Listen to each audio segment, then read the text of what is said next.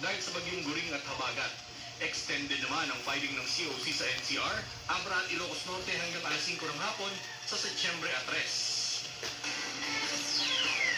Aminado si DepEd Deputy Spokesperson Assistant Secretary Francis Bringas na malaki pa rin ang kakulangan ng mga guro at classrooms ngayong school year. Sa panayam ng programang Ted Filon DJ Chacha sa Radyo 5, sinabi ni Bringas na sa mga highly urbanized at major cities nagkakaroon ng 70:1 ratio at nagpapatupad ng 2 hanggang 3 shifts mula alas 5:30 ng madaling araw hanggang alas 7 ng gabi. Inaayos na rin ngayon sa NCR ang pilot implementation ng blended learning upang mabawasan ang problema sa kakulangan ng classrooms at mga guro. Nagdedesenyo na rin ng DPWH ng mga classroom na mas malawak at disaster resilient upang mabawasan ang kakulangan ng classroom sa bansa. Narito si DepEd Deputy Spokesperson, Assistant Secretary Francis Bringas sa kanyang pahayag. Apparently, in the past, meron tayong mga 70, pero dahil sa shifting natin, na babawasan natin yung class size natin because of the shifting that we are implementing, no? So, meron tayong data ng mga schools all over the country, but I don't have the number now. Pero nakapag-gather na tayo ng data from all over the region ng mga classes na merong triple shift, may double shift, at mga single shift.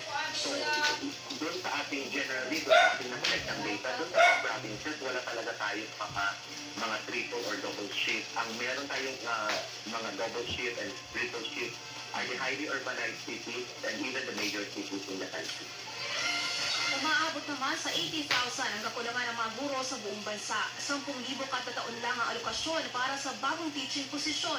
Pinag-aaralan na rin ng DepEd ang pagbibigay ng overtime pay sa mga guro na magtuturo ng lagpas ng 6 na oras kada araw.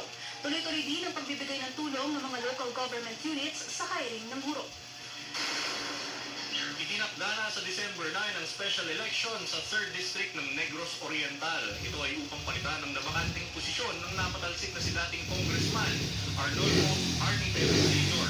Natanggap na ni Comelec Chairman George Garcia ang Certificate of Permanent Vacancy at resolution para sa special election mula sa House of Representatives. Pansamantala rin itinaga ng House of Representatives si Speaker Martin Romualdez na legislative caretaker sa distrito o dating distrito ni Tevez. Ang filing ng Certificate of Candidacy ay itinakda naman sa November 6 hanggang November 8 at ang election period ay magsisimula sa November 9 hanggang December 24, kasabay din ang implementasyon ng gun ban. Ang campaign period ay mula November 9 hanggang December 7. Naglabas ng bagong mapa ang China kung saan nakalagay ang buong South China Sea at boundaries nito. Pinalaga naman ito ng Department of Foreign Affairs o DFA. Ayon sa DFA, ang paglalabas ng bagong mapa ng China ay upang gawing lehitimo ang kanilang pag-angkin sa soberanya at jurisdiksyon sa Philippine Features at Maritime Zones. Gate ng DFA, walang basihan na international law ang bagong mapa ng China, partikular ang 1982 United Nations Convention on the Law of the Sea o UNCLOS. 2016 ang i-award ng Arbitral Tribunal sa Pilipinas ang inaangkin na teritoryo ng China at nag-i-invalidate sa 9-9 ito. Ginamit naman ng Pilipinas sa West Philippine Sea upang igiit na bahagi ng bansa ang teritoryong inaangkin ng China. Ayon sa DFA, dapat maging responsable at sumunod ang China sa obligasyon nito sa UNCLOS at igalang ang 2016 Arbitral Award. Ang 9-line ay Chinese map sa South China Sea at ang 10- naman ay nagsasabing Chinese province ang Taiwan. Hikayat ni Opposition Senator Risa Hontiveros ang Department of Foreign Affairs o DFA na maghahain ng protesta laban sa bagong 10-line map ng China. Ayon kay Hontiveros, ang 10-line ay extended claims ng China sa South China Sea. Tinawag din ni Hontiveros na delusional. Delusional ang bagong mapa ng China at desperate attempt ito upang maiinit ang kanilang kasinungalingan at propaganda. Una nang naghain ng protesta ang India laban sa China. Umasa si Hontiveros na maghain ng diplomatikong protesta ang Pilipinas laban sa bagong mapa ng China.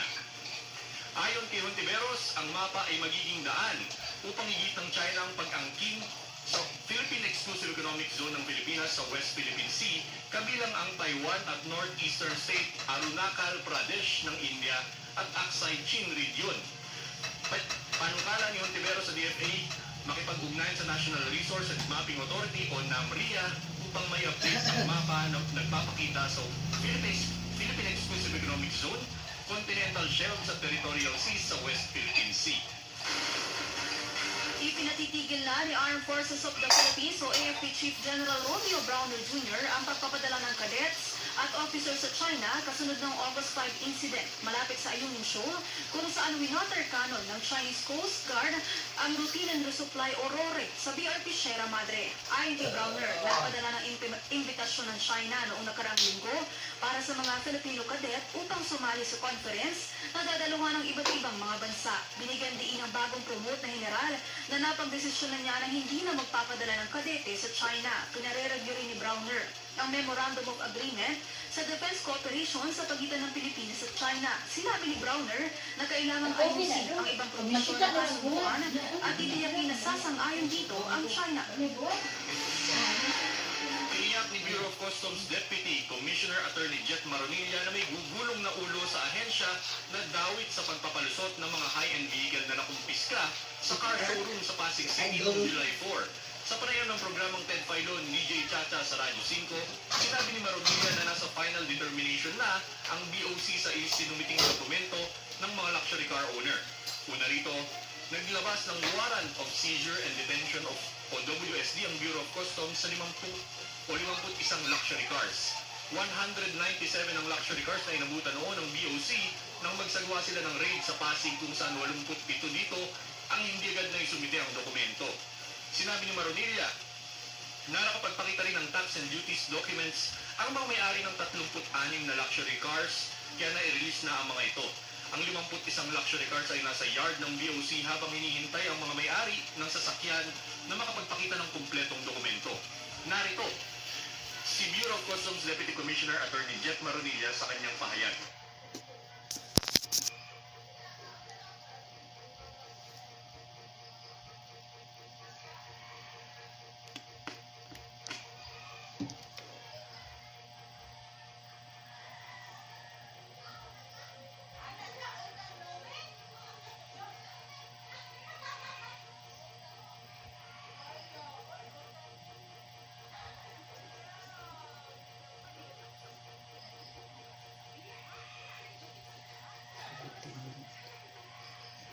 Hindi na sa kadaghan, pero kailangan pagdugangan na po aron makadaghan. Unya Joy? Yun, sa usa ra katulo.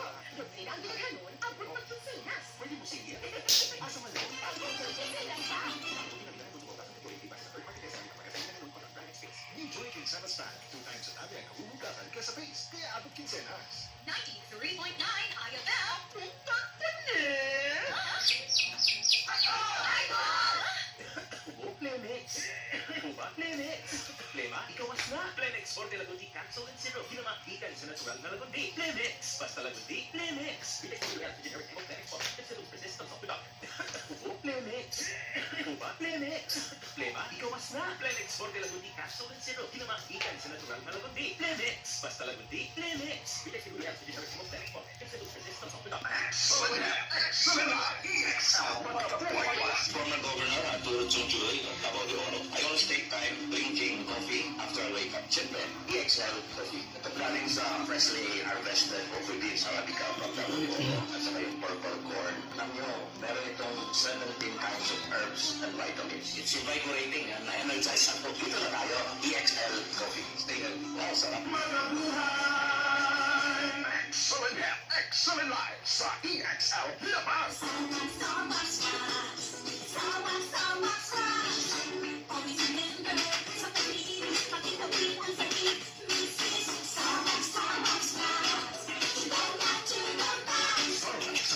Flormax. Nag-waterproof formulas, bisag yabang ng tubig, lupalik na sinaw sa loob.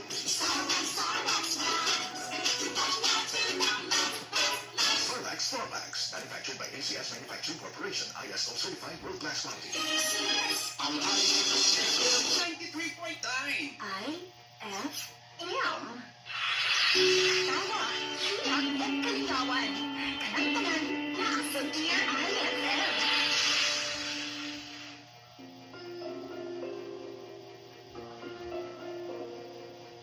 Tungkol sa way gunong ni Danny, yung pag-concern na ako yung taliti ang alam na ang victim ni na sa anak. Kung sa grabing stress nga ako ibati tungkol sa problema, nakahukom ko na pasyon ng una. Aron na makahuna-una ko tarong. Nakasabot ba ako sa posisyon ni Danny yung IFM, pero hindi ko malawat na kaya niya i-give up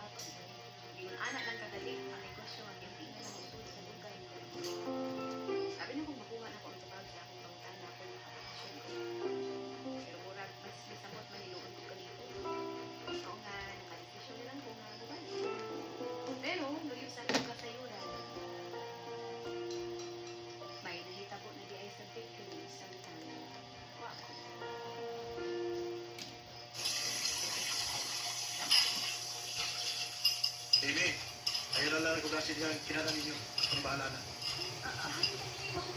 Gamay na lang. Uy, hindi. Ilikod ko ni mo. No way. Yank. Wala pa nuwi-nuwi pa. Papakalay. Aminado na sa ko. Di ko parehas ninyo. Nagigwapo ano pa yun sa kaugalingon. Uy, dili ko yung anak, no? Basta kay bao kung itsuraan ko, o crush ko ninyo. Kung dili mo muna nga ng susugan ninyo diha, no? Kasi kung nabuwag ang mga plato na ko diha. Sorry kuya. Di alam. Nahugasan na ko ang tanan kuya. Bumalik ko kuya o pahimutang. Sige na.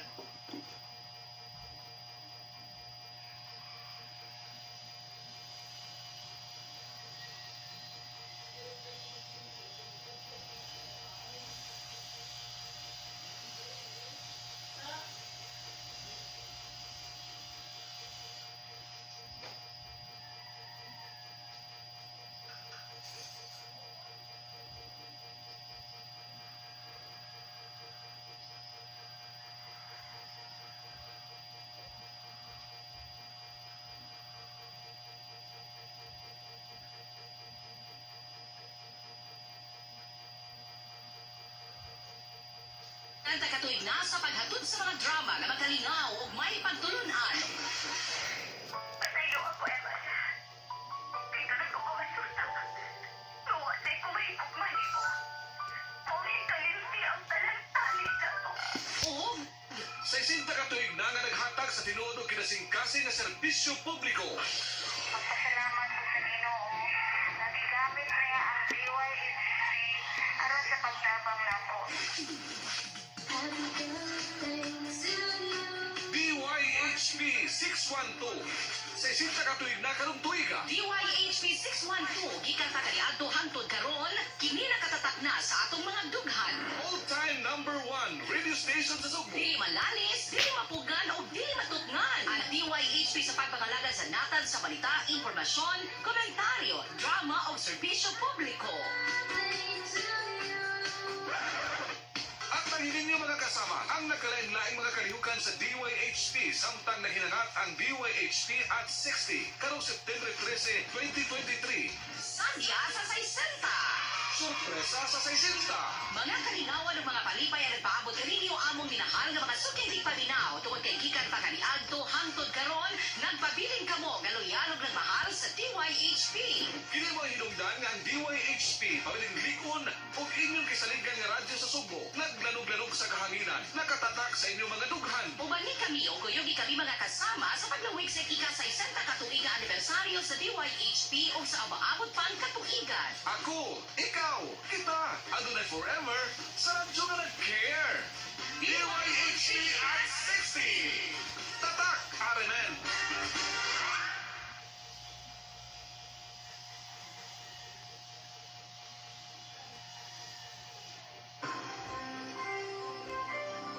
Ito ang DYHP 612 sa Cebu, numero 1. Tatak RMN. Oras sa DYHP RMN Cebu, aduna tay 23 minutos, human makalabay alas 5 sa kahaponon. Puluhan sa tuwa mga balita karong hapuna. Konsiyo sa Dagbay sa Sugbo ni mando na sa mga public transportation operators, driver o konduktor sa pagpatuman sa emission standard sa ilahang mga sakyanan. Sa laing bahin Commission on Election sa Rehiyon 7, nagpaabot pa sa resolusyon ng gikan sa ilang uluhang buhatan kung iuktaba o ipadayon ba ang barangay o sangguniang kabataan election sa probinsya sa Negros Oriental na umaabot Oktubre 30 ng kasamtangang tuig. Apan alang sa kumilig sa kapulisan, labing maayo na dili lang ipuston ang piniliay sa mga lalawigan kay andam na matulpa sila. Sa ibahin na matod pa mga tinunan, mahimo pa nga magkapa-enroll hangtod sa buwan sa September sumala pa sa Department of Education kung DepEd Central Visayas.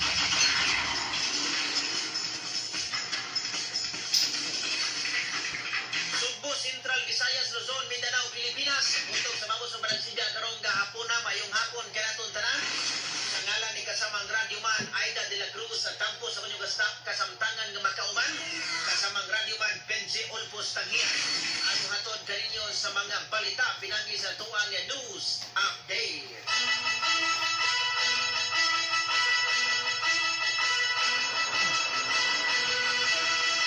Musta ato ang mga kaigsuonan mayong hapon? Umon nga kahaponon. Ano ang pipila ka parte din sa Central Visayas. Ang mga sukid ng paminaw mayong kilong naman, no? Murag kuha naman sa bahapon na. So magkaigsunan karon nga na ni kay Sikay. Mayong hapon, nagkaninyon tanan. Amot ang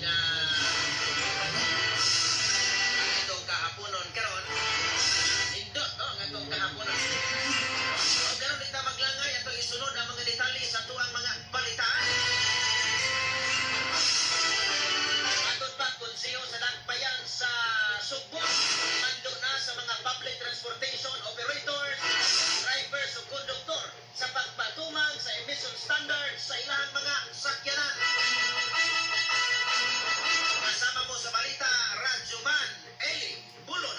DYHP Tatak RMN Report. Di manduan na sa konseho sa pagsugbo ang mga public transportation operators, driver o conductor pagtuman sa emission standards sa ilang sakyanan. Kinibasunod sa natin sa Clean Air Act o sa Vehicle Emissions Control Ordinance sa syudad. Sa samahigayon, nagawang usap sa konseho ang Cebu City Traffic Management Coordination Committee kinagi sa Cebu City Transportation Office kung CCTO pagpatuman ng Alternative Information Receiving Programs alang ini. Kinipilagi sa chairman sa Committee on Transportation ng City Council na si Konsehal James Crenco. Implement alternative information receiving programs that empower the riding public to report instances of smoke belching to the appropriate authorities. Si Konsehal James Crenco nagsabahan sa konsehal nga ubay-ubay sa publiko mga sikalan sa bayan ang kusog ng mubuga o itong nga aso. Kasama mo sa Cebu City Hall. Kini inyong radyoman Eli Bolanos, DYHP Tatak RMN. DYHP RMN Cebu, the official #1. Radyo mo nationwide. Samtang dugang tudling sa tuang mga balita. Commission on Election kung Comelec Central Visayas nagpaabot pa sa resolusyon gikan silang uluhang buhatan kung yugtaban o ipagtayon ba ang barangay o sangguniang kabatan election diha sa probinsya sa Negros Oriental na umaabot Oktubre 30 ni kasamang kasamtangang tuig apan alang sa Comelec o kapulisan sa labing maayo nga dili lang ipospon ang pinilihay diha sa mga lalawigan kay andam na matod pa sila. Kasama mo sa balita, Radyoman Arnold Bustamante. DYHP Tatak RMN Report. Hantod karon una kung pagawas og resolusyon ng Commission on Election sa kauluhan kung ihinayon o iugtaba na una ang barangay o sangguniang kabataan eleksyon sa probinsya sa Negros Oriental sa Oktubre 30, 2023. Pato ni Manalaban Ferdinand Cuhilde, ang Regional Election Attorney o kasamtangan ni Election Officer sa Cebu City South sa Comelec na nagpaabot pa usap sila sa hukom sa ilang uluhang botan. Alang niya na andan na kahin sila sa pinilihay sa Oktubre. Mahinayon man o maoktaba sa Negros Oriental, sanglit nagahan ay na ang natanan lagit na sa special election sa distrito ni Congressman Alonso Teves. Walang patay na dawat na resolution dito sa pamalakan. Pero either way, we prepared ang pamalag for special election. But of course, we want nga dahil yun ang election, no? Kaya special election just belongs sa Waragon. Maybe soon kay happy naman yun ang election. So, ako din lang maka-preempt sa announcement sa Comelec Manila. Pero what I'm saying is, either way, dahil sila sa alongside us sa October 30 for special election, prepared ta either way. Usa sa mga kasaligang tinubdan sa Comelec Bibutyan na posibleng sa ganapusang bahin sa September pa, muhatag sa ng desisyon ng Comelec sa kauluhan. Dugang ni Guhilde, na wala siya problema kung maoktaba man ang eleksyon sa Negros Oriental, kung kung mamahimong i-adjust nila ang ilang deployment sa mga probinsya. Actually, wala din kayo sa, in fact, I think ang epekto is mabitig ni kay we're so prepared. Kanya di day madayon. So, maprolong among agunin anticipation. Pero either way, andam gyapon na. Si Atty. Ferdinand Guhilde, kapinso sa kagatos ka mga polis personnel na ipadala na sa Police Regional Office 7 sa lalawigan sa Negros Oriental kung inilabot na sa eleksyon dugang ng pagini uban sa mga sundalo gikan sa Visayas Command. Kasama mo sa Comelec, ang inyong Radyoman, Alonso Bustamante, DYHP Tatak RMN.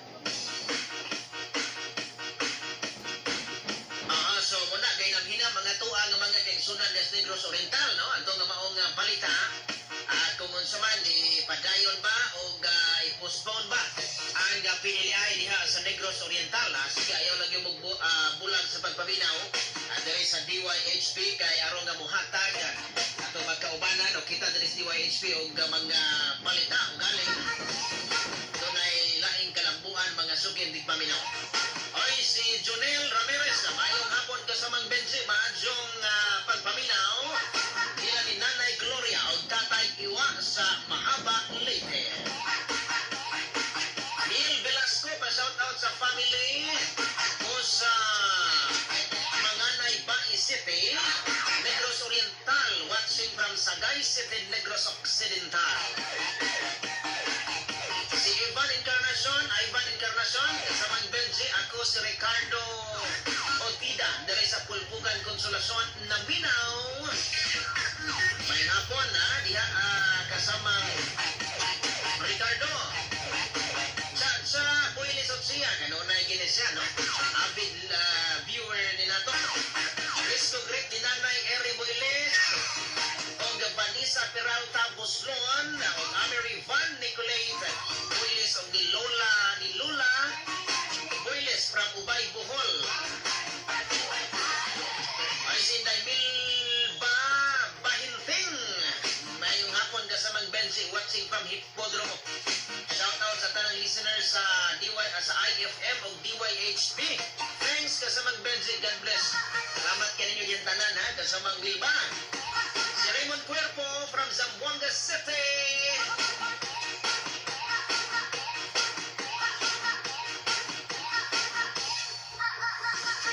Anya sila ni Beth na Binagatan na pa-shoutout ikan sa Bulhuon sa Binagatan family. Emilia Kayupan, always watching DYHP. Dapat kayo. Sinensky Sprinton Cab Radilla, mayong hapon ka sa Magbindi. Shoutout may hapon sa shoutout sa Quijano family sa Busay, Pinapungahan, Cebu.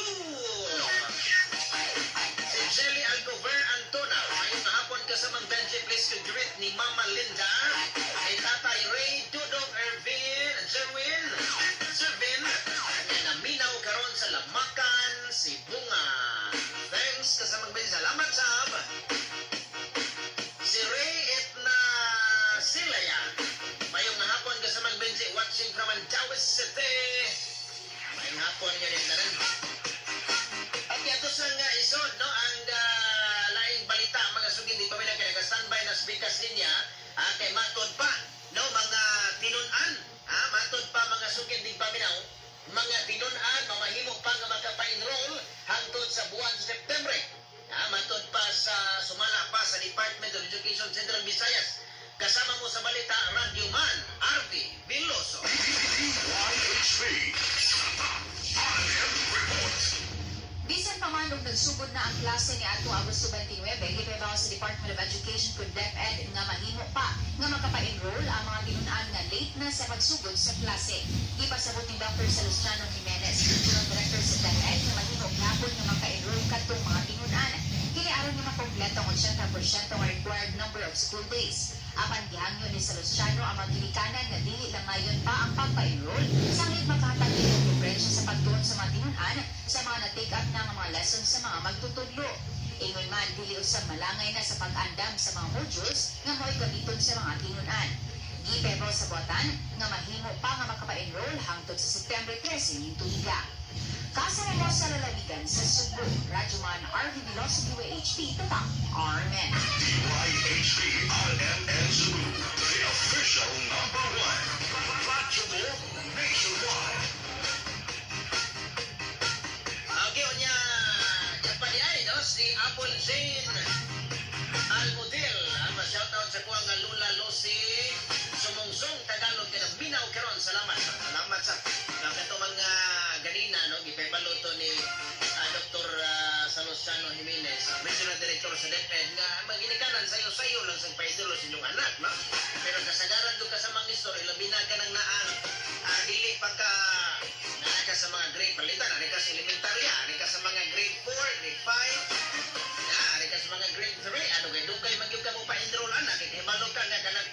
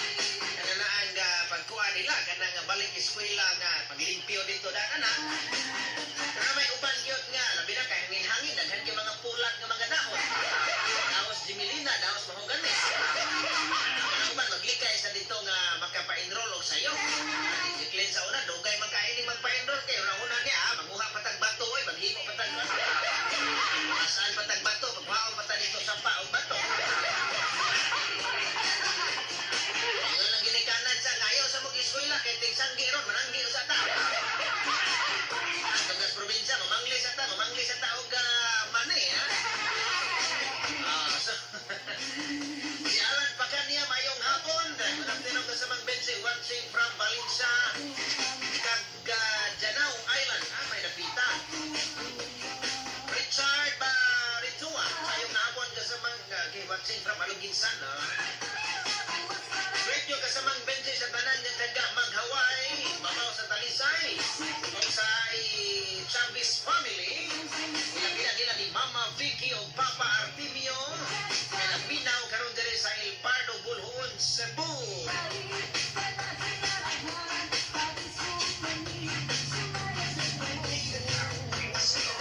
Sige, ato sang i-check mga sukyan ni Paminaw kaya nagkasanbay na po sa Pigas Linya.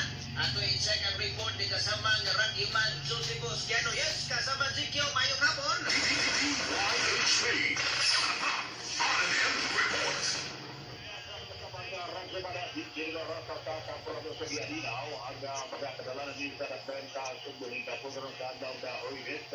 Medyo sige ko mga orasa labi na mga daan na dinadasang madagi dari sa may embakay pa doon sa Mambaling pa doon sa Sentisado sa dagat na sa mga orasa ang Jesus niya Boulevard no ang niya Boulevard grabe dito kung daning BRT pati na parang dito sa din sa dagat sa Sumbo mga nangitan sa pagi nga nagtagay na diyan pa doon sa may town area kung mapili mo yung sulo pili agad na embakay sa doon sa Burama Avenue o doon sa may Banawa samtang artist sa Puyos going to Bantal area o sa bandagat sa mga kaya mga orasa alam na sa sa may IT Park kay gawas ni Lugas sa apat doon sa may diwa yung parang sa may Mabulo Church sa grabe sa pagkaot sa dagat master ng mga orasa ang manduagin yung budalit sa no ang dagan na pagdating sa may Garita o sa may Bordo Avenue pagdating sa may Chavez ang hindi Bordo Avenue o ang dagan pagdating sa may access sa Ayala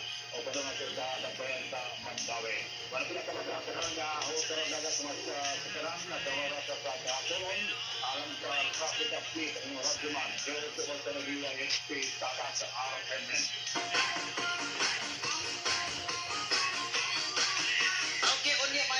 Hapon, nagkasamang Benzi, namati kami di sa Kanlaon, from Norma is Campador. Mayong hapon ni mo diya kasamang Norma, diya sa Kanlaon, bugnaw diya ang Kanlaon, nindot kayo diya. Bugnaw kayo, labi na rong hapon kasamang Nisdon, sa bugnaw diya. Karoon doon taon na yung kamalaki kayo itong i-check, na ito ang pag-asa magtan. Unsay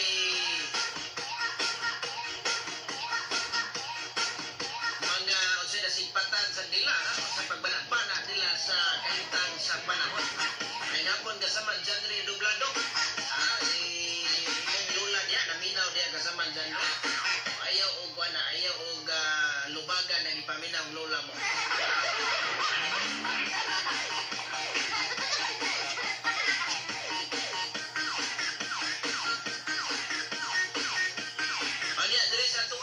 Facebook page mo, no? Mga viewers ato nga nagtanaw karon. Sige, onya mayong hapon ni Jennifer Lauria Olivar. Kamutis Saints Tour Guide. Shout out idol watching from Kamutis. Sige, mayong kuan diha. Mayong hapon sa tanan. Ganyan tanan nga ng Minaw. Nato ang Facebook live nga nagtanaw ko. Ato i-check mga sukid di Paminaw kay nagasanbay na Pigas Linya. Nanukad yun gikan sa buhatan sa pag-asa magtan si Ma'am Ana Dumdong mga sukid di Paminaw. DYHP una sa lahat. Weather update. Ma'am Ana, mayong hapon live daron sa DYHP imong makauban si kasamang Benji Ma'am Ana. Good afternoon, may hapon Sir Benji, umang netong latest na weather update o kabahin sa update sa bagyo na monitor ang bagyong Hana sa Pacific Tropical Storm o as of alas 4 galing ng hapon ang sentro na asa 1,035 kilometers bilangan sa extreme weather zone. At mula ni kini, maximum sustained winds ng 110 km per hour doon sa sentro o pagkaguluhan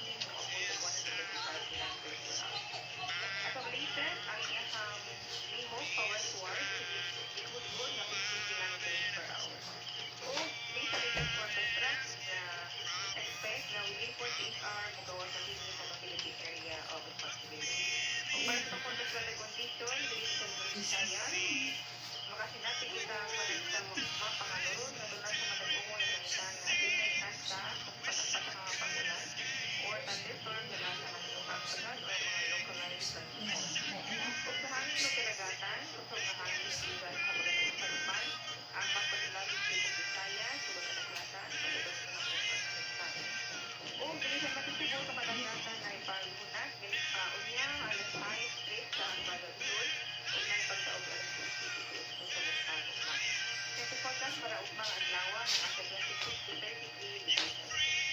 Tinaring adlaw ni Musalop ang alas 5 para sa hapon nun, mostly ng balik alas 5 at 5 pa ganun sa tugma. Kung dili na mabuto, hindi alas 5, igatili ko ng IT mga sa makan, sa hapon. Ma'am Ana, ano ang kinagatan, ma'am? Safe na ba? Ato ang magagmay ng mga sakayan, labi na itong mga mananagat.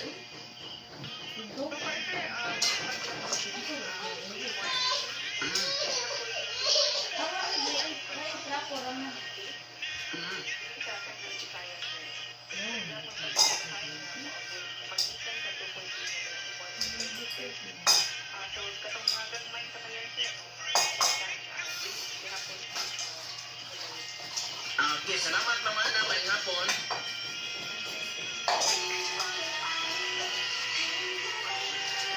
Okay, ha? So, moto. Aniya, ato resulta sa Santres, alas 5. 3-9-5. Ako na resulta sa mga ipatag nga nagatang. Nagatang sila o kung saan lang resulta. Nakaigo ba sila o rawa, ha? Alas, sige. 3-9-5. Resulta na sa Santres, alas 5. Ay, nabinaw sa diay si Konsihal Rodilo Marco, Konsihal. Parang umaabot, bali-bali nagka-file na ganito, pre. Ma-shout out ko sa mga kauban dere sa PD Minglaria. Wala ni Sir Brian Selen. O Ma'am Monique. O sa kuha nga guwapo nga manager, Sir Jerome Maldo. Ang hapon ninyo yung tanan, Ma'am Sir, ha?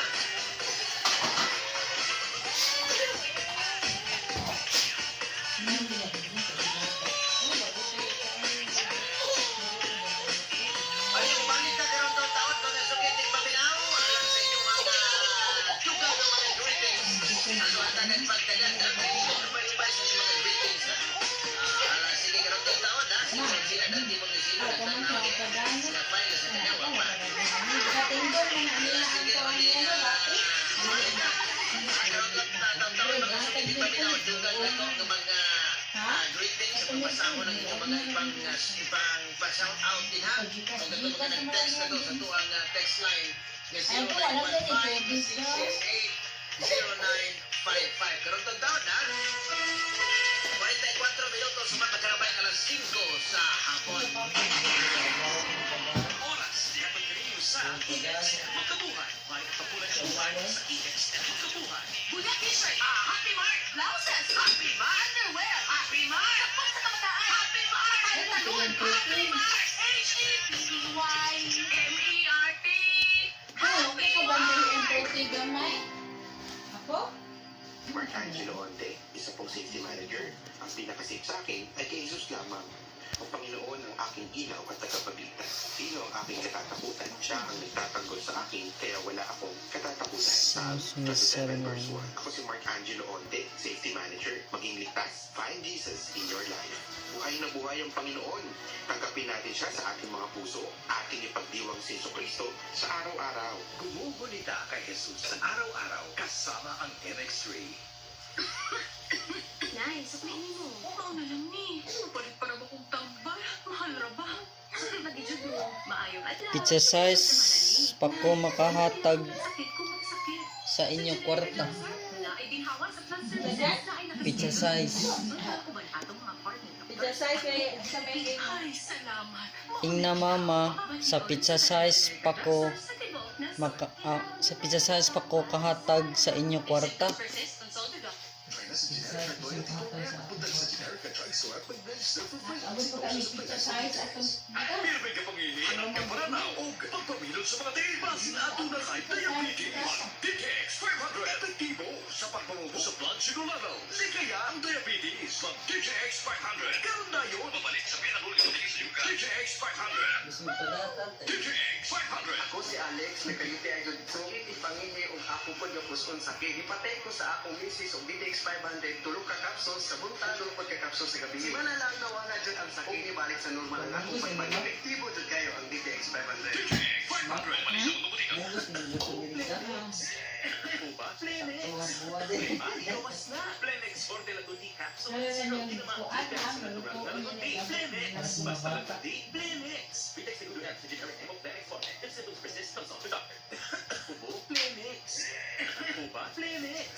Plema, ikawas na. Plemex Forte Lagundi Capsule and Zero Kinamagikan sa natural na Lagundi. Plemex. Pag-line message. Plemex. Pitex seguridad sa generic name of Plemex Forte. If symptoms persist, consult your doctor. Pagkalisod sa kahimtang kung naatay mga balatian sa kalawasan, maong og nangita o panyawan na haplas, gamit na o Megacent panyawan sa IPI.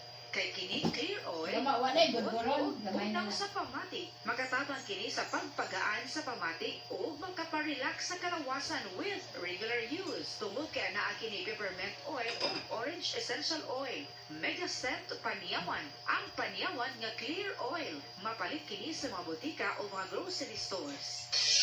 Koy Herbal Capsule. Koy Herbal Capsule. Inom ni anak matang adlaw aron muli ko na imong resistensya o immune system may micronutrients gikan sa vitamins ug mineral nga gikinahanglan sa paglawas. Kay nakuha nga niini mo resulta sa lain-laing balatian. Ang vitamin D, vitamin K, calcium, magnesium ug phosphorus muli ko sa kabubugan niya ng tanan sa Koy Herbal Capsule. Kasaligan nga food supplement. Koy na lang akong gihimong hintinan. Okay naman na. Nabalik man sa normal na akong blood pressure o sugar.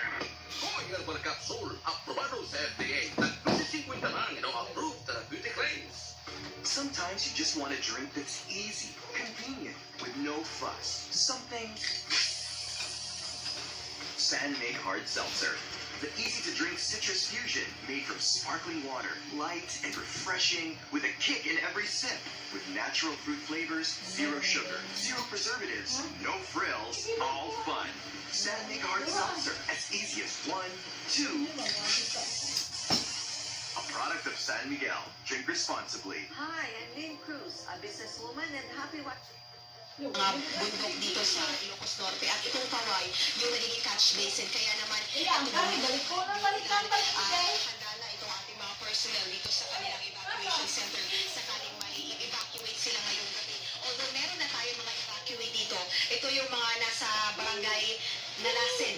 Ito yung mga binaha dito, yung kanilang tubig umabot ng 2 to 3 feet yung taas, pero ngayon nagsasubside siya. Pero kung halimbawa na matutuloy-tuloy pa, ay babalik ulit sila dito sa evacuation center. Ang problema kasi dito, Chiki, yung kanilang mga dike na nagproprotekta sa mga barangay ay nasira na simula nung bagyo. Nalalasa dito si Bagyong Egay, sinundan pa nitong si Guring, at ito pa nga, hindi pa matapos-tapos yung pag-ulan dito. May power interruptions pa rin ba dyan, Jenny? At saka ibang parte, no? Hindi lang dyan sa lugar kung nasaan ka, pero even the neighboring towns, barangays, power interruptions, water interruptions. Yes, Ricky, ang mga nagkakaroon lamang ng problema, itong ilaw, ay yung mga barangay na binaha dahil nga inaabot na talaga ng tubig yung kanilang mga saksakan, kaya tinanggalan muna sila ng kuryente. Pero so far, majority naman dito sa mga bayan sa Ilocos Norte na hindi naman inabot ng baha, ay tuloy-tuloy naman yung kanilang supply ng kuryente. Maganda rin yung linya ng komunikasyon, pati yung supply ng tubig. So far, itong mga barangay lang, itong mga bayan lang, itong bayan ng Paway at itong katabing city na itong Bata, yun talaga yung mga affected na areas dito dahil ito yung catch basin ng mga tubig mula doon sa mga bundok dito nga sa Ilocos Norte.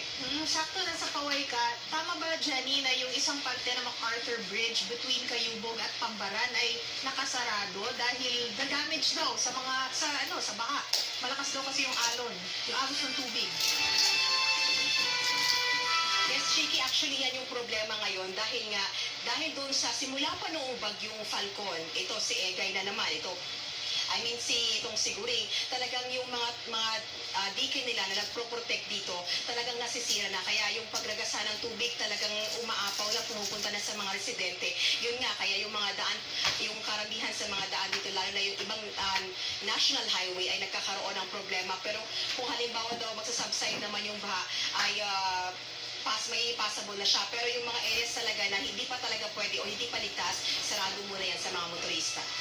Jenny, yung sinasabi mo kanina na 2 to 3 meters na lalim ng baha, yun na ba yung pinakamalalim na na-monitor mo dyan sa Paway, dyan sa Ilocos? Meters ba o feet? Ay, feet, sorry.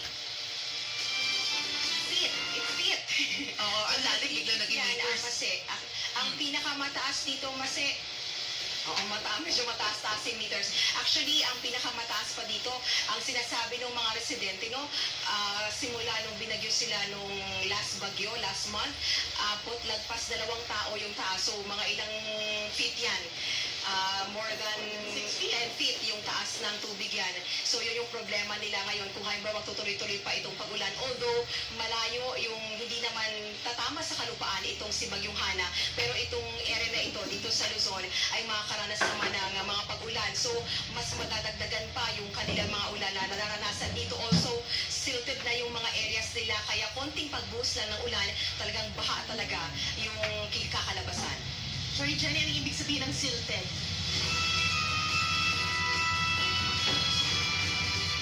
Yung kanilang mga ilog, talagang medyo umaangat na. Yun yung problema nila dito. Tapos yung kanilang mga creek, talagang medyo yung, paano ba sabihin yun? Medyo yung mga lupa na hindi, tumataas na yung lupa niya. Kaya hindi na kayang i-hold yung dami ng tubig na pumupunta doon sa mga bundok, o pumupunta dito sa mga bayan galing sa bundok. Kumbaga, mabilis umapaw, ganon.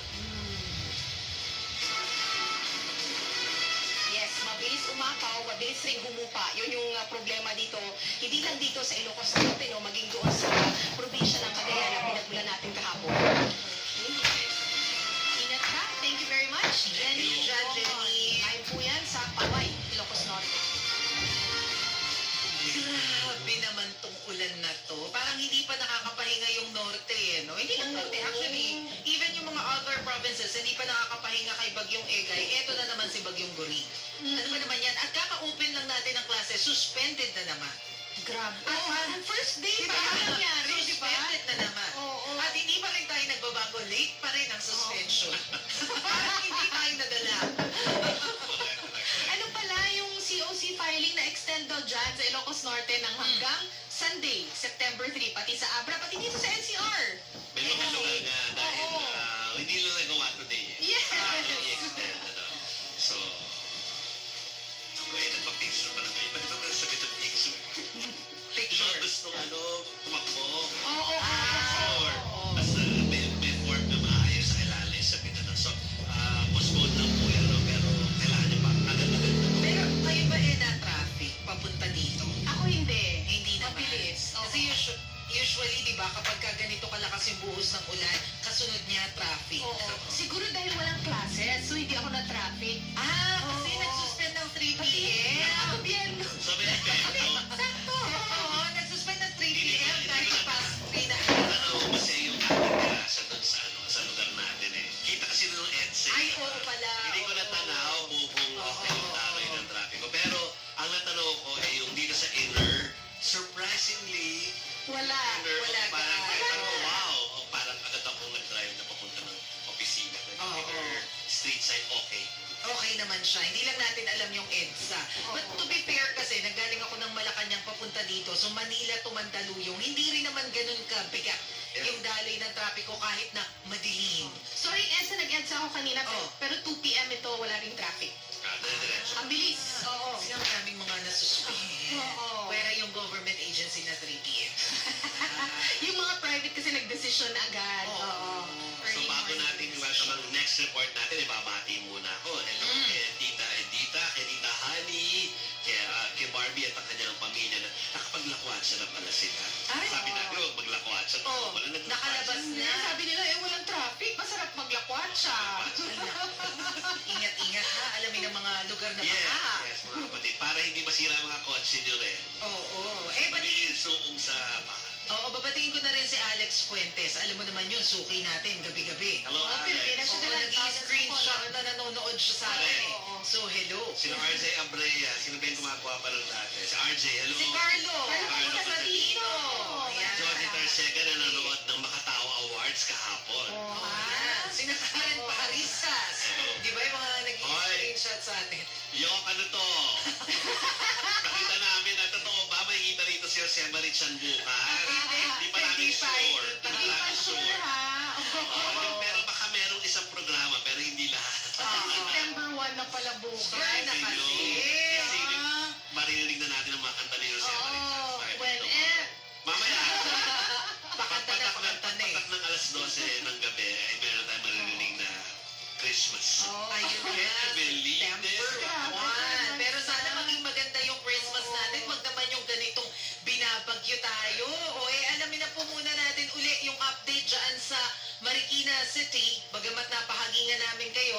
tumataas po kasi yung tubig. Alamin natin kay Mon Gualvez. Mon! Kamusta dyan? Nakabota ka ba? Baka hindi ka nakabota, ha? Chiki. Nako, nandito tayo sa medyo itaas naman na bahagi, no? At patuloy nga sa pagtaas din itong tubig dito sa Marikina River from kaninang madaling araw na 15.57 meters. Talagang ito yung pinaka sitwasyon dito sa naturang ilog dahil nga nakataas na rin yung unang alarma dito sa Marikina River. Ibig sabihin, kailangan maghanda na ang mga residente sa posibilidad na paglikas. Oras na umabot kasi ng 16 meters itong naturang Marikina River, nakatakda na magpatupad naman ng preemptive evacuation. Ipakita ko lang sa inyo yung pinakasitwasyon dito, no? Yung pinaka-ruler ditong Marikina River, halos malapit na talaga doon sa 16 meters o second alarm. At nakapansin ninyo, malakas pa rin yung current o ragasa ng tubig dito sa ilog. Kaya naman, medyo kakaba-kaba pa rin ang mga residente rito kahit wala nang ulan na naranasan dito sa bahagi ng Marikina. Baka naman malakas daw yung ulan doon naman sa bahagi ng Rizal kung saan binabantayan din nila yung ilang mga bundok dyan. Kabilang yung Mount Campana, Poso-Poso, Aris at Oro dahil yung mga tubig na nabubuhos dyan dumidiretso din dito sa Marikina River. Pero ang difference lang ngayon, malamang si Maricel could attest to this, no? Kapag umabot kasi na almost 16 meters, ilang bahagi ng Marikina ang nalulubog na rin kagad sa baha. Pero this time, wala pang naitatalang anumang lugar dito sa Marikina City na baha. Ito'y dahil na rin sa ginagawa ng dredging ng lokal na pamahalaan ng Marikina na nagsimula matapos silang salantain nung bagyong Ulysses noong 2020. At ito, kung dati nasa 16 meters daw yung lalim nitong ilog, ngayon nasa almost 19 meters na at target nilang mapalalim pa yan into 23 meters para nga mas lumaki yung capacity nitong ilog sakali nga na bumuhos ang marami or malaking volume naman ng ulan. Pinapalapat din nila yan na umabot na nga na nasa 90 meters yung lapad mula sa dating 55 meters lamang, na ang target naman ay gawing 100 meters yung lapad by next year, no? Yan yung target nila. Unfortunately, sa kabila na wala ngang nararanasang baha dito sa Marikina at medyo kumalma naman na yung weather in terms of rain, isang lalaki po ang sinasabing tumalon dito sa ilog. Kanina pasado alas 3 ng hapon, siya ay kinilalang si Jerome Racelis, 22 years old, may tattoo sa likod, 5'2" ang height, at nakasuot lamang ng green boxers at medium built yung pangangatawan. Ang sinasabi ng kanilang mga kaanak at kaibigan, ito raw ay nagtangka na mangingisda, no, dito sa naturang ilog, pero lumusong na siya sa tubig para sana tumawid. Pero hindi niya kinaya yung ragasa ng ilog. At ngayon, ang sinasabi naman ng mga rescuers, baka pumunta na sila sa search and retrieval operation dahil daw hindi talaga nila kakayanin din na mag-rescue at this point in time na malakas nga yung current nitong Marikina River. Mon, wala ba nagbabantay dyan sa ilog to ensure na walang mga insidente kagaya nun na ang lakas-lakas ng current? Obviously, nakikita natin sa likuran mo, tapos may biglang magtatangkang mangisda. Obviously, it's not safe. So wala ba nagbabantay dyan?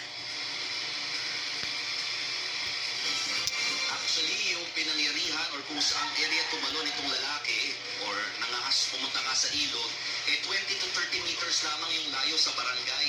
Ang sinasabi nila, patuloy naman talaga sila nagpapaalala sa mga residente or sa mga tao rito, pero sadyang meron daw talaga mga pasaway na nakakaligtas sa kanila at ito na nga, ang ending nauuwi sa disgrasya. Umaasa pa rin sila na sana may nakapitan itong lalaki na somewhere, no, dito sa area, at nag-abiso na rin naman ng Marikina LGU sa iba't ibang disaster offices, no, sa Quezon City, sa Pasig, maging sa Cainta, sa Rizal at Taytay.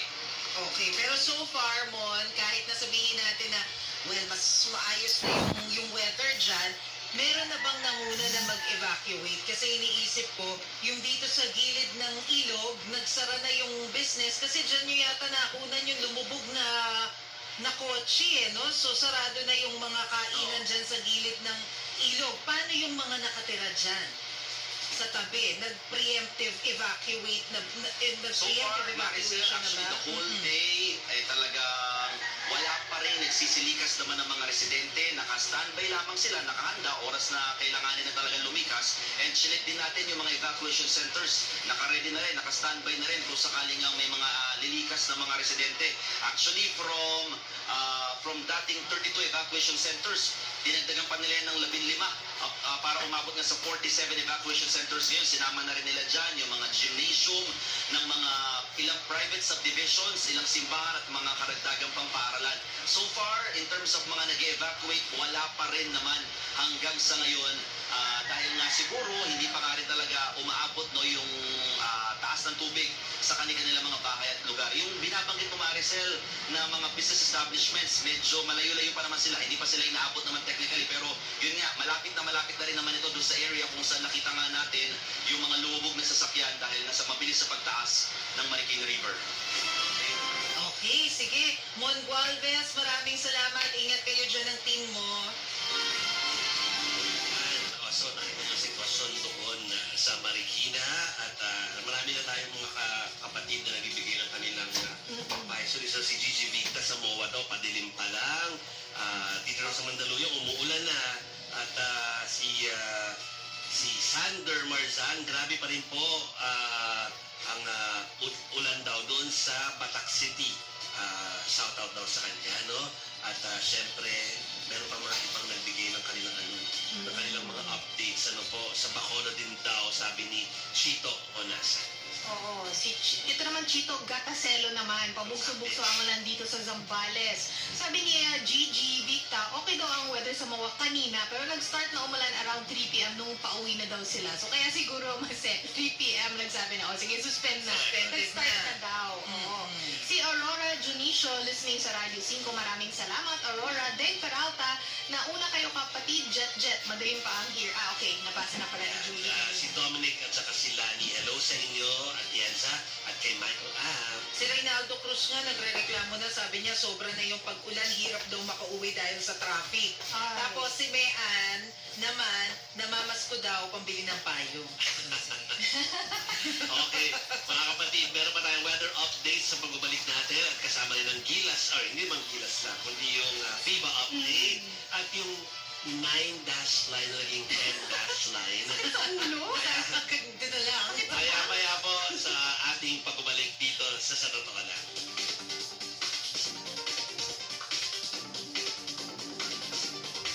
Totoong usapan, totoong buhay. 92.3 Radyo 5 True FM. Dito tayo sa totoo. Be future ready. DSTI. Tutukan gabi-gabi ang malalimang pagsisiyasat ng mga napapanahong balita. Hihimayin ang iba't ibang anggulo para sa mas malawak na diskusyon at informasyon. Samahan sina Ed Lingao at Nian Los mula sa Frontline. Tonight, Lunes hanggang Biyernes, 10:35 p.m. sa TV5. Ang pangako, hindi dapat napapak...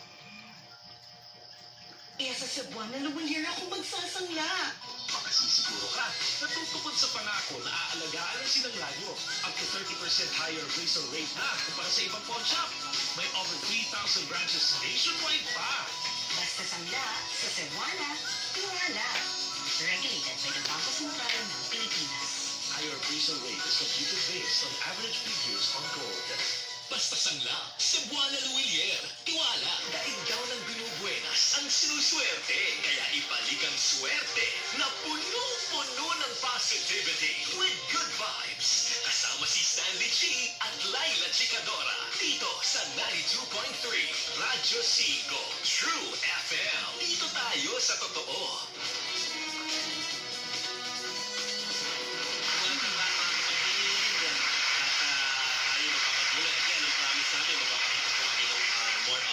Sa weather, tapos meron kami tungkol sa FIBA at yung ating pong 9-dash line to 10-dash line issue na maya-maya po ay tatalakayin natin.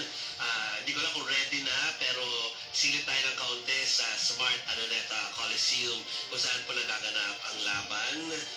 First game for today, o hindi naman first game, marami na naging game kanina. Pero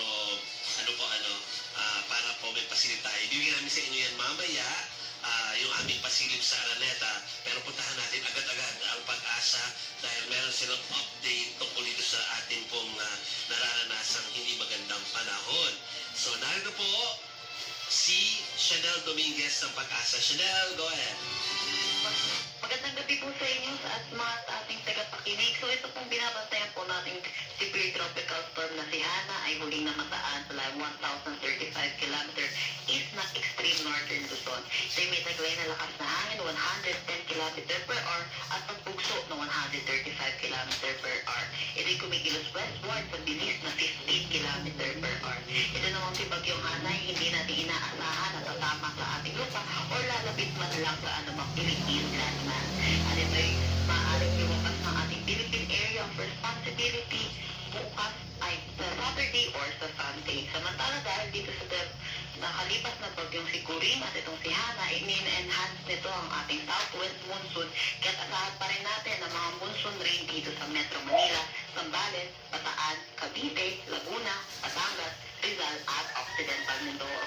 Occasional rains naman dito sa Ilocos Region, Abra, Apayao, Benguet, Tarlac, Pampanga at Quezon. Magiging maulap naman na may kasamang kalat-kalat na pagpulan dito sa Antique, Cagayan Valley, nalalabing bahagi ng Cordillera Administrative Region, Central Luzon at Mimaropa. Para naman sa nalalabing bahagi ng ating bansa dito sa Visayas at Mindanao, asahan natin na magiging maaliwalas ang kanilang panahon pero may mga chance pa rin ng localized thunderstorm sa hapon at sa gabi. Ayan po muna ang latest dito sa Pag-asa Forecasting. Chanel Dominguez po at magandang gabi. Thank you, Chanel. Maraming salamat sa iyong update. Pamantaran. Si Hana pa yun. Si Hana. Pasok. Grabe si Hana. Hindi makaantay. Ayan na yung Final update. na. Ang Angola versus China. Sino panalo? China. panalo. So, China talaga. Hindi ko rin makita yung wala pa po score. ano pa lang to eh. Mga stats pa lang nila yan. So, pero ay nanalo po ang China dyan sa sa kakatapos lamang na laro sa Smart Araneta Coliseum. So, ang China makakalaban ng Pilipinas sa weekend. Pero ngayong gabi sa Oo. Hindi lang sa West Philippine Sea ang laban, pati sa basketball. Oh, pero at least ito sa basketball, friendly game. Ayan pala, ang China nakakuha ng 83 points versus 76 ng Angola. So, nanalo yung China. Ang ganda na tingnan ng Coliseum kapag kayong top view na gano'n. Parang talaga siyang parang siyang parang events na place talaga. Agree. Ganda. Anyway, ay mas maganda yan kung pumunta kayo dun manonood para mag-support. At mas maganda kapag Philippines versus China. Mahigit. Pero huwag niyo kalimutan, dapat din natin mapalanunan yung mamayang gabi. Ay, oo. So let's cheer for our team, okay? Okay, pero mga kapatid, mamaya bibigyan pa po namin kayo ng update tungkol po dyan sa laban sa Smart Araneta Coliseum. Pero ngayon, yung medyo nakakainit pa ng ulo na isa pa. Sunod-sunod yan. Sunod na nakakainit ng ulo. Nakuha na ni Quezon City Police Chief Brigadier General Nicolas Torre ang 5 CCTV footage mula sa Galas Police Station. Ayon sa hepe na isumiti na sa House Public Order and Safety Committee ang mga video na naglalaman umano ng arigluhan sa pagitan ng dating polis na si Wilfredo Gonzales at ang siklistang kinasuhan o kinasahan nito ng baril. Kuha ang mga video at audio noong August 8 matapos ang insidente. Pasado alas 10 ng gabi nang makita pumasok sa loob ng istasyon ng siklista at si Gonzales kasama ang isang pulis. Bandang hating gabi na nang lumabas ang dalawa kasama ang ilang pulis. Maririnig sa CCTV ang pag-uusap kung saan sinabi ng isang pulis na maayos na ang pag-uusap nila ni Gonzales. Hinay blood lang daw si Gonzales kaya nagalit sa siklista pero mabait daw talaga yon. Samantala, pinabulaanan ng siklista ang pahayag ni Attorney Raymond Fortun na natatakot siyang lumantad para sa seguridad niya at ng kanyang pamilya. Pero giit ni Attorney Fortun, kaya niyang maglabas ng mga patunay na natatakot ito gaya ng kanilang naging pag-uusap. So yun. Okay. Nakatakot naman pala yung ganyang mabait. O sige, lubusin mo na ang pag-iinit ng ulo ng mga kababayan. Ay, nako. Oo, yung high blood din, ha? Ito, na-mention na namin kanina dito, ang 9-line, naging 10-line. Naglabas nga ang China ng version ng kanilang mapa. Version po nila to, ha? 2023 version. Na may 10-line. Dito makikita na inaangkin nila ang Taiwan at pati na rin ang malaking bahagi ng ating West Philippine Sea. Na merong desisyon na ang dahig na. Oo, meron na. Ano ang sagot dito ng ating gobyerno? Pilipino. Pakinggan po natin ang report ni Julie Baiza. Tiniyak ng DFA na magbibigay ng pahayagang Pilipinas sa bagong 10-dash line map ng China at sa mga bagong insidente sa South China Sea sa paligid pagdalo ni Pangulong Bongbong Marcos sa ASEAN Summit sa Indonesia. Tutulak ang Pangulo pa Jakarta, Indonesia para dumalo sa 43rd ASEAN Summit na gaganapin mula Setyembre 5 hanggang 7. Ayon sa Department of Foreign Affairs, inaasahang isusulong dito ang food at energy security. He will highlight our advocacies in strengthening food and energy security, harnessing the potential of the digital and creative industries and MSMEs, and addressing the impacts of climate change, among others. Tatalakayin din ng Pangulo ang effort sa pangangalaga ng migrant workers, lalo na yung mga nasa crisis situation at paglaban sa human trafficking. Patuloy rin anyang isusulong ni PBBM ang rules-based international order kabilang ang pagpapatupad sa UNCLOS sa South China Sea. Maglalabas naman ang pahayag ang Pilipinas sa bagong 10-dash line map ng China. The Philippines is definitely pushing for statements in that regard. But of course, I cannot give you the final text of that because it's still being negotiated. Pinag-uusapan pa raw ang language o lalamanin ng pahayag. Aminado rin ng DFA na kailangan pa ng panahon para matapos ang minubuong Code of Conduct sa South China Sea. Mobile Journal Julie Baiza, hatid ang mukha ng balita. Ka muna dyan, Siki. Alam kong expert ka na sa mga chart na pinakita kanina, no? Hindi naman ako expert, pero tinignan ko lang yung 9-dash line tsaka yung 10-dash line. Yun lang naman yung pinakita natin kanina, di ba? Yung yung sa left po, yung 9-dash line po yan, na makikita po ninyo yung Taiwan, hindi pa siya sakop, no, dun sa linya nila. Dito po, sa right naman po, sa lower right, makikita nyo po. That's the 2023 version. 2023 version ng 10-dash line po nila. Hindi lang masyadong malinaw, no, pero sakop na po yung Taiwan. Tsaka yung ilang bahagi nga daw ng West Philippine Sea. Kasama yung Kalayaan Island. Ayan, sa Spratlys po. Pero, ang sinasabi naman ng Department of Foreign Affairs, nag-file na raw sila ng diplomatic protest tungkol dito dahil hindi naman siya katanggap-tanggap. And malinaw din yung naging pahayag nila kanina na kasi next week pupunta si Presidente Bongbong Marcos sa ASEAN. So isa yan doon sa ipupush nila na maglabas ng statement ang ASEAN tungkol doon sa naranasan ng Philippine Coast Guard natin na water cannon incident dyan sa Ayungin Shoal at yung paglalabas ng 10-dash line na yan na mapa ng China. So hopefully, maipursigi talaga yan sa ASEAN Leader Summit kasi ang sinasabi ng DFA, isang bansa lang daw ang mag-object. Wala na. So kailangan united sila. Dapat gano'n. Tapos alam natin na ang mga ilang senador, tatlo yata, pero isa na si Lisa Ontiveros at si Escudero din.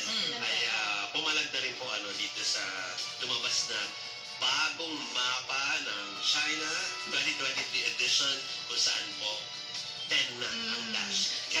Sabi ni Senator Lisa Ontiveros, kailangan natin mag-push back dahil talaga mag-distribute ito ng propaganda materials sa puro kasinungalingan. Puro guni-guningan nila. Fake news po, mga kapatid. Ang katotohanan, lagi na yung diplomatic protest. Yes. I mean, lagi yan, automatic pong nilalabas ng DFA.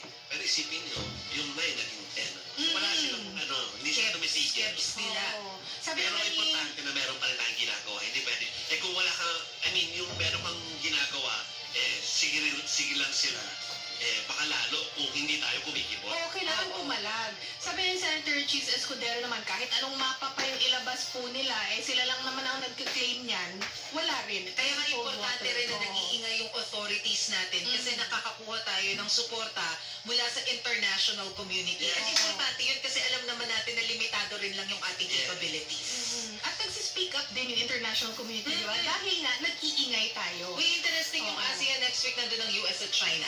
Kaya lang, mukhang hindi pupunta si Joe Biden. Mukhang si Kamala Harris. Okay. Well, ano natin to? Antabayan na natin yung summit na yan. Next week, samantala, tayo ay nakatuon na sa sports at saka sa Olympics. Ano po?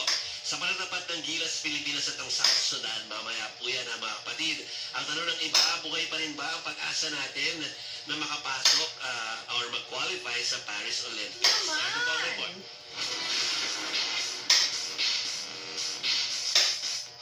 May pag-asa pa. Ito ang sinabi ni FIBA Executive Director David Crocker kaugnay sa tsansa ng Gilas Pilipinas na makapasok sa 2024 Paris Olympics. Kung hindi raw kasi sila makakapasok sa first round ng FIBA World Cup, sasabak muna sila sa classification games para malaman ang kanilang rank mula 17 hanggang 32. Pero every point counts daw, sabi ni Clapper, dahil may point ratio system na pinapatupad ng FIBA na siya namang magiging basehan sa ranking. It's not over. If you don't pick up this qualification spot, then there is the qualification tournaments as well, so there's another process. So outside of this, yes, this thing. So the easiest, and nothing's easy to get to Paris 2024, but the most direct is to win more many. Dito raw ay maglalaban-laban ng iba't ibang bansa para masungkit ang Asian spot sa Olympics. Mamaya nga, makakalaban nila ang South Sudan at ang China naman sa September 2. Direct qualification for Paris 2024, there is one spot for Asia. So this is why it's such a highly prized moment here at the World Cup and trying to get those wins. So that's it, one direct qualification for Asia. Kung hindi raw makapasok sa classification cup ng FIBA ang Gilas Pilipinas, hindi pa naman daw huli ang lahat. Sasabak pa raw kasi tayo sa Olympic qualifiers matapos ang World Cup. Ito naman ang paalala ng FIBA executive. The hope is still alive.